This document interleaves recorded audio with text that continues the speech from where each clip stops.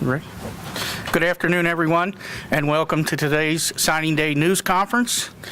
Coach Holgorsen will come forward and talk about the signing class. Then he will field some questions, and then we will have the assistant coaches available afterwards. So let's go ahead and begin. West Virginia head coach Dana Holgorsen. Okay, welcome everybody.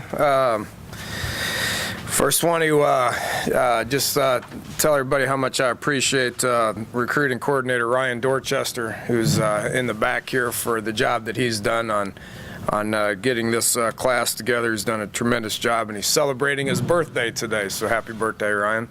The rest of the staff's in attendance here that you guys can get with some of these guys. A lot of these guys, several of these guys are first time you've had available access to be able to talk with these guys, but just commend the staff on the job that they did of getting this class together. If you look at the dynamics of it, you know, we got 25 guys in the fold right now. 7 of them are already on campus, so we've actually been coaching 7 of these guys, you know, already. Shavis Rollins, Dreamus Smith, Wendell Smallwood, DeKill Shorts, Kevin White, Hodari Christian, and Malik Greaves are already on campus and doing a good job for us right now. So we're treating them just like we're treating everybody else that's been here, whether it's for a year or 3 years. So those guys are doing a good job. The thing about this class that stands out to me probably a little bit more than anything is we got these. We went to 15 different states to get these guys. You know, if you look at what happened last year, it was you know, the surrounding states and down south a lot. One of the things that we wanted to focus on a little bit this year was just trying to get some more guys from the surrounding states. You know, we got 4 kids out of Pennsylvania, both 2 from Western and 2 from Eastern Pennsylvania, 3 from New Jersey, 3 from Ohio, 3 from Georgia, 2 from Florida, and then 1 each from the states of West Virginia, Texas, Mississippi, California, Delaware, Kansas, North Carolina, South Carolina, and Maryland. That's a lot of travel time, and it's not easy to get anywhere, you know, so these coaches have been doing a heck of a job of, you know, we'd come back for recruiting weekends, and then Sunday we'd hit the road and be traveling all over the country. And, you know, you get a kid from, you know, from like a Devontae Henry from who's from Oklahoma but out in Arizona. I mean, that's a lot of trips out that way to be able to go out and get those things. So it takes a lot of time. It takes a lot of money. Truly appreciate the job that the guys did and the support that we have from the administration from a recruiting standpoint to be able to get out there and make this happen. From a booster club standpoint, you know, the 1100 Club is important to us because it takes a lot of time and money to be able to get to all these places to be able to fill your class out. So, you know, just excited about all that. So, as far as specifically, you know, as far as what we're looking for, we made a strong emphasis defensively of getting guys that can rush the passer, you know, and you know, everybody was like, your woes defensively were pass defense. You better go out there and you better sign as many corners as you possibly can. Well, that's a very uneducated statement. You know, you better find D linemen to be able to rush the passer. Well, that's an uneducated statement as well. What we really wanted to do, which was something that was deficient with what we were doing last year defensively, and we also lost Josh Francis and Terrence Garvin to graduation. I mean, we weren't very deep at those positions at all, and they're gone. So that was a need. And when you add guys like Brandon Golston from Georgia Military, mentioned Devontae Henry from Arizona Western, Don Trill Hyman, who Coach Mitchell got out of Mississippi. These guys are pass rushers. They're long. They're able to get to the quarterback. Marvin Gross from over at Dunbar. You know, can rush the passer. Outside linebacker type guys, even along the lines of Jeremy Tyler from Atlanta, Isaac McDaniel from down in South Florida. These are safety type bodies that are going to be tremendous, and you know, from a nickel standpoint. That is something that was what we're after defensively, and I think we handled all those needs. You know, don't want to leave out Al Rashid, who's from New Jersey. Physically, he's probably dynamic as we've seen, would probably stand. If you put him with our whole team right now, you wouldn't be able to tell that he was a new kid. He's physically pretty good. From a special team standpoint, we wanted to get out, and Coach DeForest did a great job of identifying Nick O'Toole, who's a junior college kid out of California, who's his upside is unbelievable. I mean, he's a big 6'3", 6'4" kid that has game experience, that will be able to come in, and with Coach DeForest being able to work with them, that gives us a scholarship punter in addition to Josh Lambert, who redshirted last year as a kicker, and John DePalm as a deep snapper. So we got 3 guys on scholarship that we feel good about, not only next year, but they're all young and will be able to help us for years to come. Offensively, ended up getting 13 guys. The biggest thing offensively, running back, last year we just had some problems from a depth standpoint, as we all know. So being able to add Dreamus Smith and Wendell Smallwood and Eli Wellman, that's going to give us a tremendous amount of depth at that position. Then you obviously throw in Dustin Garrison, with Bowie and Clay. We got some bodies. We got more bodies at that position that we've had since we've been here. So feel good about that. From an offensive line standpoint, excited about getting those guys in here. Marcel Lazard, Tyler Tezano, Stone Underwood, and Grant Lingelfelter. Just, from a O-line standpoint, if you're not adding 4 to 5 a year, then from a depth standpoint, it's going to end up catching up to you. So having a lot of those guys be able to come in to give us, I think, what makes 15 bodies on the offensive line right now. Coach Biedenbaugh's yelling at me in the back there because he felt like we should add 3 or 4 more. Never can have enough offensive line, but I like where we're at from a depth standpoint. We've got to establish some starters there, which is what spring practice is all about. But probably the biggest need offensively is just playmakers on offense. When you lose, all your production at a receiver standpoint with Tavon and Stedman and JD, I mean, you better go out and you better get some guys that have that kind of ability. And, I think we did that with adding 5 guys. You got 3 junior college players. Kevin White's already on campus, and he's a grown man. Look forward to coaching him. DeKeel Shorts is on campus, and he's a grown man.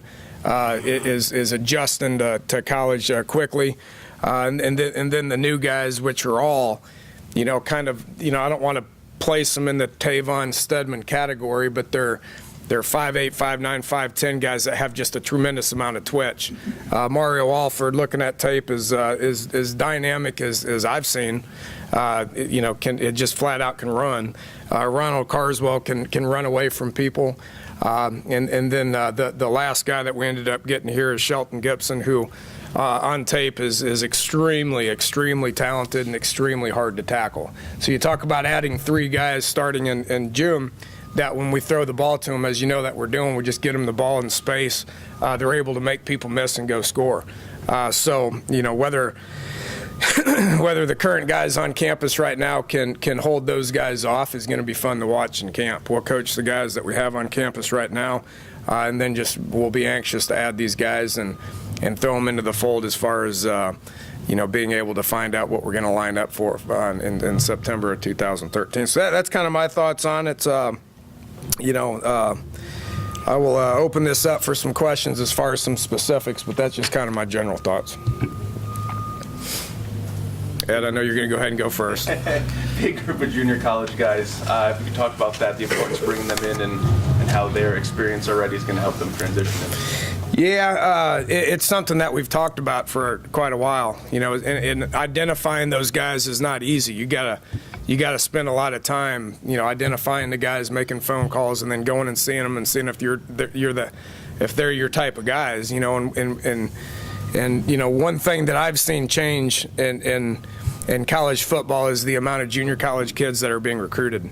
There's been in my years at Texas Tech and even Houston and Oklahoma State. I mean, it wouldn't be unlikely not to sign any junior college players. And if you look at what's happening this year, a lot of people are going after junior college players, and we went after a bunch and weren't able to get some of them, and then we're able to land 9, which is still a pretty good number. I don't think anybody would have been happy to add 25 of them, So you got to identify some guys, but that you have needs for, and you don't want to bring guys in that that you don't have a need for them, and we got a need for those guys that, we felt like at running back to get a guy that's experienced, seasoned as Dreamus, and then from a receiver standpoint, obviously we got zero production coming back, so we needed to add.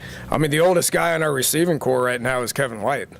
I mean, other than that, we got a bunch of freshmen and sophomores that are going to be out there, so it adds experience there. Stone Underwood, we have a need at center.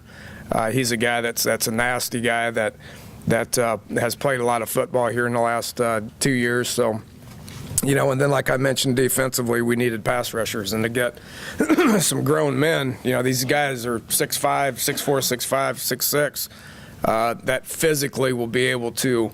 Be able to compete in the Big 12. So those guys need to come in and play right away. Otherwise, we wouldn't have went the junior college route.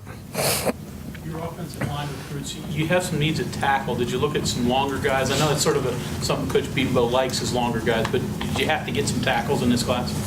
Well, probably the more important from a game-ready standpoint was interior guys. I mean, we lost 4 of our top 5 inside guys, right? So, from a tackle standpoint, having basically our starters coming back. You got Spain coming back, you got Fight coming back. Eggers played tackle. Mark Glowinski redshirted. So we felt better about the returning guys coming back at tackle. So we wanted to add some game-ready guys, and Stone should be game-ready, and Tyler should be game-ready. Tyler Tesno is a physical, thick kid. I know he's a high school guy, and you can't count on high school guys to come in and play on the O-line. But from a physical standpoint, he could potentially be ready. Marcel Lazard is an enormous person. And, Grant Lingelfelter is a guy that's going to be, he's 6'5", and he's going to grow into his body. So there's 2 potential tackles for the future. You're campaigning for Bill over here. I mean, he wanted 4 or 5 more scholarships. So it's. Safeties and linebackers, they could potentially move other places. When they come in the fall, how quickly do you, or what process do you have to go through to identify, hey, this guy might be inside, outside buck, star, move around, how especially for the JUCOs? Yeah, their bodies are changing too.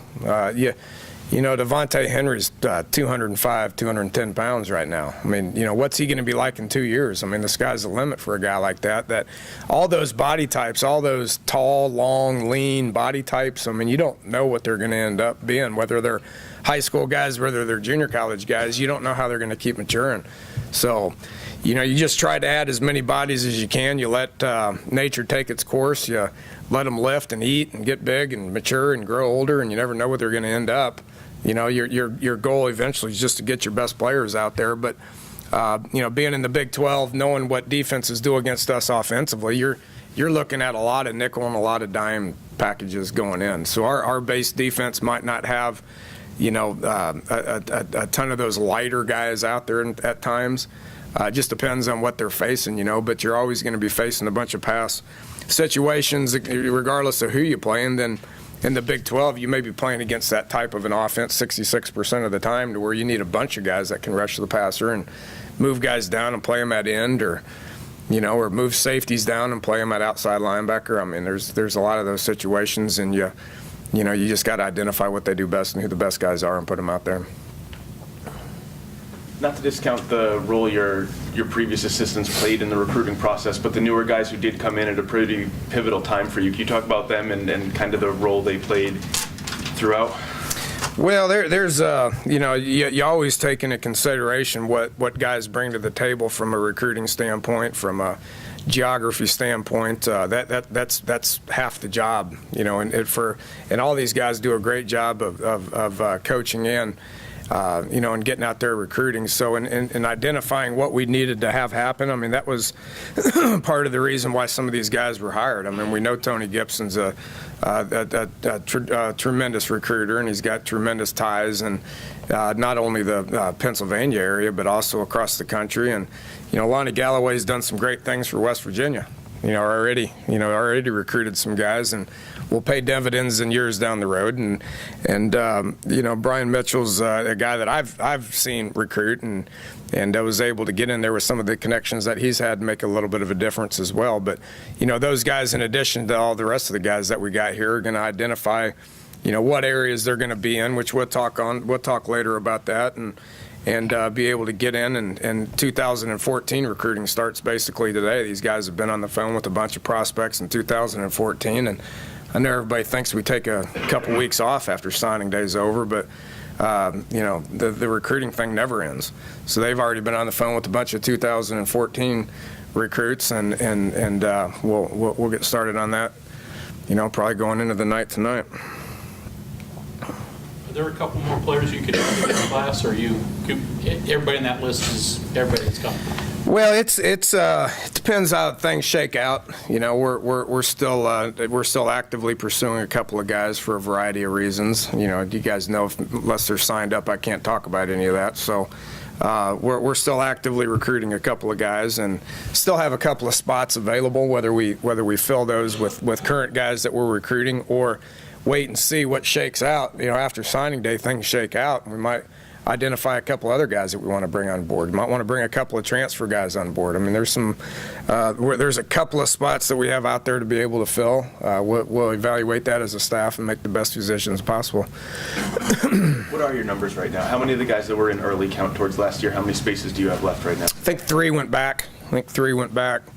I'd have to look at it for sure. I know at one point our target was about 27, 28, somewhere in there. So three guys go back. We've had a couple of guys leave the program scholarship-wise. Marge has transferred.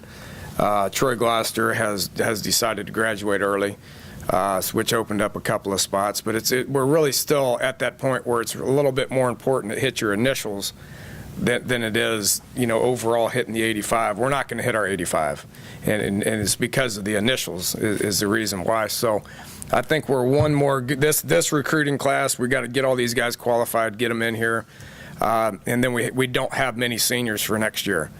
So you don't want to just, fill up just to fill up. You want to be able to get the best quality people in here to be able to have guys on your roster that can win your football games. So it's going to take one more before we really truly max out to where we're at that 85 number prior to hitting our initial number. So this year it's about initials. Next year it's about hitting the 85. With the way junior college recruiting has evolved, is that something you guys are going to look at on an annual basis or try to get more guys moving forward? Yeah, it's about getting the best guys. I don't think next year it's going to be as important. And again, once recruiting day's over, you get focusing on your current 2013 team. The recruiting's important. It's our lifeline to what we do. But player development's pretty daggone important too. I mean, you got to make sure that you're getting these guys buying into the program and getting better on a daily basis when it comes to how they're acting, socially, how they're doing academically, how they're doing athletically, making sure they're doing everything that they can be doing to be getting bigger, faster, stronger, and smarter every single day. So that's probably a little bit. At the end of the day, it's a little bit more important than what the actual recruiting is. So we'll address that. That's a year-to-year thing. Trying to determine if players have the ability to do those other things just on the field. How does that impact how you evaluate recruits? I mean, everyone watches film. What do you and your staff try to do to see if they've got that drive, that determination, all those other things you're talking about?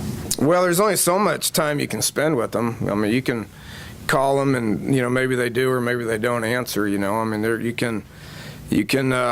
you go see them a couple times, I mean, you do your best. I mean, you try to, figure out, I think the biggest thing is just getting guys that want to be here more than anything, and that's, you spend time with them. You can't sit there and obsess over why kids make decisions to go somewhere else. I mean, you get guys that want to be on your team, and then when you get them here, you try to get them better, and you try to get to know them, and you make sure that the parents at home can call and check on them and feel good about that relationship. So, that's one thing I think this staff's done a great job of. we've identified who wants to be here, and these guys that signed today are all guys that want to be here, and we're gonna coach the heck out of them. We're not going to worry about the guys that didn't want to come here for a variety of reasons. Because there's all kinds of reasons why guys don't go to specific schools. We can elaborate on that, but it's just the way it is. We'll coach up the guys we want because they want to be here. Probably the biggest thing. And with regard to the 15 states, was that an effort to kind of go out and plant seeds and grow eventually, or is that just where your best guys ended up being that widespread? Yeah, it's junior college has had something to do with that. We don't actively recruit North Carolina, South Carolina, although we've got in there in the past. Mississippi, I mean, those are, even Alabama a little bit. Those guys surfaced because of the junior colleges that we were recruiting. California, the one came from California, one came from Kansas.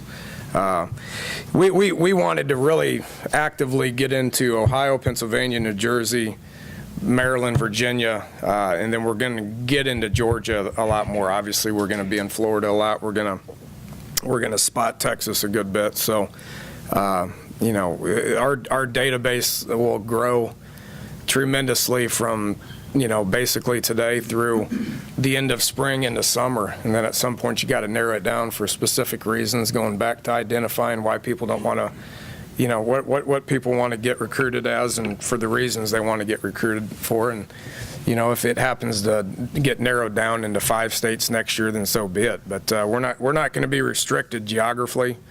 We're going to go wherever we need to go to get guys that want to be here.